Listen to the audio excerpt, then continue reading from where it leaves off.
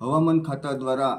આગામી 48 કલાકમાં ભારેથી અતિભારે વરસાદની આગાહી થયેલ હોય અગમચેતી અને સાવચેતીના પગલાં રૂપે જિલ્લાના તમામ ખેડૂતો તેમજ ખેતી કાર્યો કરતા રહેલા ખેતમજૂરોને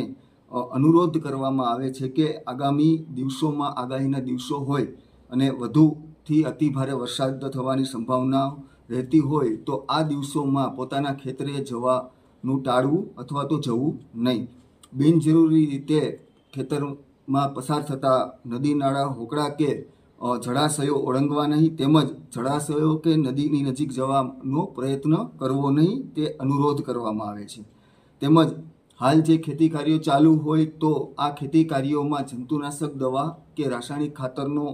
છંટકાવ કે એનો ઉપયોગ કરવો નહીં અને પોતાના પશુઓને ખૂંટાથી છૂટા કરી દેવા તેમજ સલામતી સ્થળે પોતાના પશુઓ પણ સંભાળીને